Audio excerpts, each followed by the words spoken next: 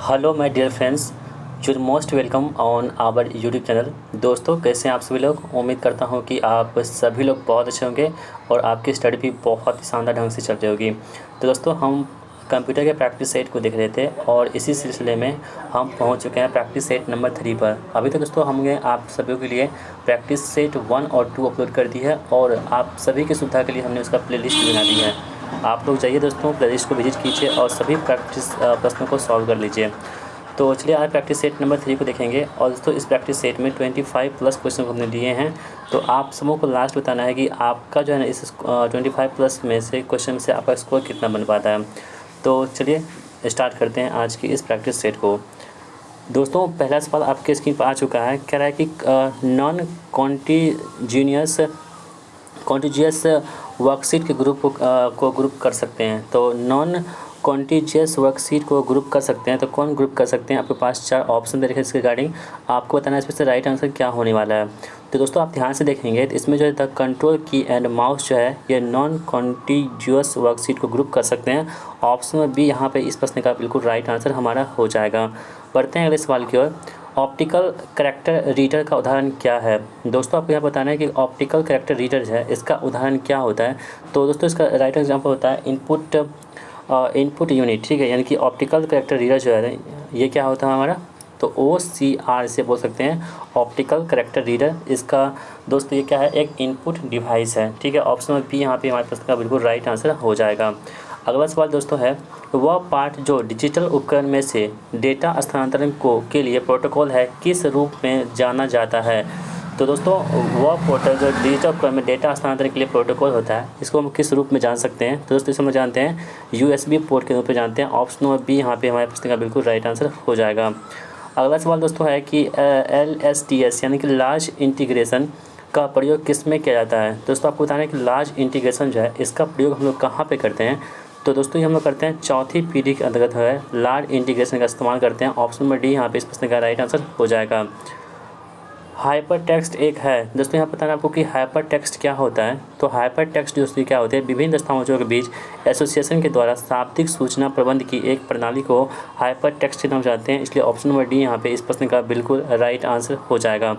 दोस्तों, यदि आपको हमारी वीडियो पसंद आ रही है तो वीडियो को और लाइक करना मत भूलिएगा। और दोस्तों, यदि आपको इसकी PDF प्राप्त करनी है तो PDF हमारे टेलीग्राम चैनल पर मिलता है, जिसका लिंक भी हमने इस वीडियो के डिस्क्रिप्शन बॉक्स में दे रखी है। आप लोग टेलीग्राम चैनल को ज्वाइन करना मत भूलिएगा। और दोस्तों, जब चैनल पर नए हैं तो चैनल को सब्सक्राइब करना भी मत भूलिएगा और इस चैनल को सब्सक्राइब करने के बाद अपने दोस्तों के साथ शेयर कर दीजिएगा। तो चलिए हम बढ़ते हैं अगले सवाल की ओर। MS पावर पॉइंट में एक स्लाइड में एनिमेशन के अनुक्रम को खींचने और बदलने के लिए किसका उपयोग करते हैं। तो दोस्तों, ये एनिमेशन जो आपका पावर पॉइंट की यहाँ पे बात हो रही है तो इसमें हम लोग करते हैं एनिमेशन पेन का इस्तेमाल करते हैं। ऑप्शन नंबर ए यहाँ पे इस प्रश्न का राइट आंसर हो जाएगा। बढ़ते हैं अगले सवाल की ओर। A1 रेशियो है AA1 रेंज में कितने सेल्स होते हैं।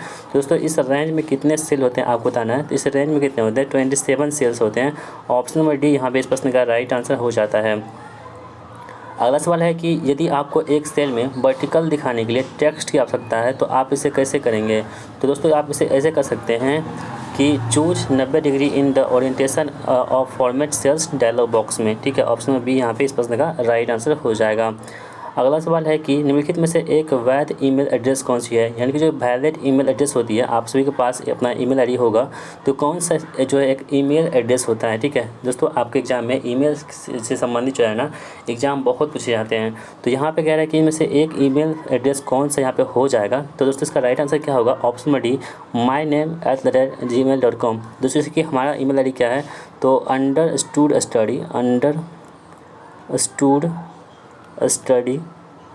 ठीक है @gmail.com। तो दोस्तों, ये क्या हमारा क्या है ऑफिशियल एक ईमेल आईडी है। उसी प्रकार दोस्तों यहाँ पे जो ये फॉर्मेट आपको यहाँ पे कौन सा दे रखा है, ऑप्शन नंबर डी में दे रखा है। तो ऑप्शन नंबर डी यहाँ पे इस प्रश्न का राइट आंसर हो जाएगा। अगला सवाल है कि एक डैश दर्शाता है कि परिचालन विशेषताओं को एक साथ जोड़ा जाता है और कंप्यूटर को साकार करने में योगदान देता है। तो दोस्तों, ये कौन कर सकता है ऐसा। तो दोस्तों, वो कर सकता है कंप्यूटर ऑर्गेनाइजेशन। ठीक है, ऑप्शन नंबर डी इस प्रश्न का राइट आंसर हो जाएगा।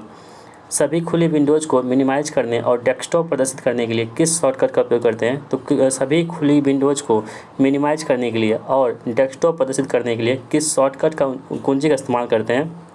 तो दोस्तों वो क्या होता है, विंडो लोगो डी का इस्तेमाल करते हैं। ऑप्शन नंबर ए यहाँ पे इस प्रश्न का बिल्कुल राइट आंसर हो जाता है। एमएस वर्ड में Alt plus shift plus D क्या करता है। दोस्तों एमएस यहाँ पे वर्ड की बात हो रही है, तो एमएस वर्ड में आप सभी लोग जानते हैं कि जब Alt plus shift plus D का की का दबाते हैं तो क्या होता है। तो दोस्तों क्या होता है, स्वतः तारीख इंसर्ट होता है। ऑप्शन नंबर ए यहाँ पे इस प्रश्न का राइट आंसर हो जाएगा। यानी कि जो तारीख होती है, डेट होती है, क्या होती है, अपने आप से क्या होती है, वहाँ पे इंसर्ट हो जाती है। तो ऑप्शन नंबर ए यहाँ पे सही जवाब हो जाएगा। किसी प्रारूप सी प्रोग्राम में दो बातें होती हैं। तो दोस्तों दो बातें यहाँ पर कौन सी होती है, पहला है a बराबर 5 और दूसरा a बराबर 5, b बराबर ++1 और b बराबर a++।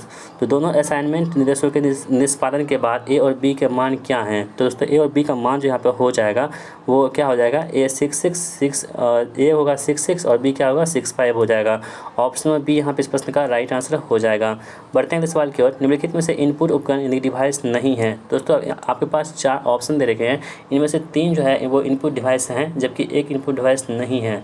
तो आपको ये चूज करना है इसमें से कौन सा इनपुट डिवाइस इसमें से नहीं है। तो दोस्तों ध्यान से देखेंगे आप, तो स्कैनर है इनपुट डिवाइस, माइक्रोफोन है इनपुट डिवाइस, कीबोर्ड है इनपुट डिवाइस, जबकि फ्लॉटर दोस्तों ये क्या है, आपकी इनपुट डिवाइस नहीं है। इसलिए ऑप्शन नंबर बी क्या होगा इस प्रश्न का बिल्कुल राइट आंसर हो जाएगा। अगला सवाल दोस्तों है कि आप निम्नलिखित में से किस फॉर्मेट में ऑटो फॉर्मेट डायलॉग बॉक्स से अप्लाई करने या नहीं करने का निर्णय ले सकते हैं। दोस्तों तो वो कौन सा हो जाएगा यहाँ पे राइट आंसर, तो हमारा हो जाएगा ऑप्शन नंबर डी, यानी कि नंबर फॉर्मेट और बॉर्डर फॉर्मेट, इसके बाद है फॉन्ट फॉर्मेट। इस प्रकार ऑप्शन नंबर डी यहाँ पे इस प्रश्न का बिल्कुल राइट आंसर हो जाएगा। अगला सवाल है कि जीमेल में जब आप मीटिंग आमंत्रण के लिए एक लेबल लागू करना चाहते हैं और उन्हें इनबॉक्स में छोड़ना चाहते हैं तो विकल्प का उपयोग करेंगे। तो किस विकल्प का यहाँ पर उपयोग करेंगे आप लोग, आपको बताना है दोस्तों। तो वो क्रिएट फिल्टर का इस्तेमाल करेंगे, जो ऑप्शन नंबर किस में दे रखा है, बी में दे रखा है। चलिए बढ़ते हैं अगले सवाल की ओर।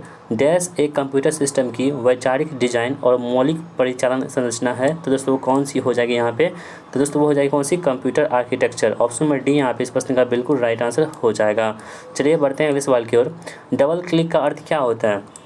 दोस्तों माउस में जब हम डबल क्लिक करते हैं इसका अर्थ क्या होता है, आप सभी जानते हैं, बहुत आसान प्रश्न है। ये होता है कि तेज़ी से 2 बार मुख्य माउस बटन दबाना और छोड़ना जब माउस पावर पॉइंटर वांछित आइटम पर हो। ठीक है, यानी कि जैसे कि आप कोई भी फोल्डर को खोलना चाहते हैं तो आप यदि लेफ़्ट की को माउस में जब डबल क्लिक करेंगे तो वो क्या होगा, फोल्डर आपके पास खुल के आ जाएगा। इसलिए ऑप्शन नंबर ए यहाँ पे सही जवाब हो जाएगा। ओवरफ्लो वर्ड का मतलब क्या है। दोस्तों ओवरफ्लो वर्ड जो है ना, इसका मतलब क्या होता है आपको बताना है। तो वो क्या होता है, आंतरिक स्टोरेज की अधिकता होती है। ऑप्शन नंबर ए यहाँ पे इस प्रश्न का राइट आंसर हो जाता है। चलिए बढ़ते हैं अगले सवाल की ओर। TRIM फंक्शन को माइक्रोसॉफ्ट एक्सेल 2016 में फंक्शन लाइब्रेरी समूह के किस विकल्प के अंतर्गत ड्रॉप डाउन मेनू में पाया जाता है। दोस्तों किस में हम लोग यहाँ पे रख सकते हैं, ड्रॉप डाउन मेनू में, तो ये कौन सा होता है, टेक्स्ट में रख सकते हैं। ऑप्शन नंबर बी यहाँ पे राइट आंसर हो जाएगा। अगला सवाल है कि निम्नलिखित कथन सत्य है या असत्य बताइए। यानी कि आपके पास 4 ऑप्शन दे रखे, 2 ऑप्शन दे रखे हैं, इनमें से आपको बताना है कौन सा कथन सत्य है और कौन सा कथन गलत है। तो हम ऑप्शन को पढ़ लेते हैं। पहला है हम चयनित सेल्स को एक वर्कशीट में हाइड कर सकते हैं।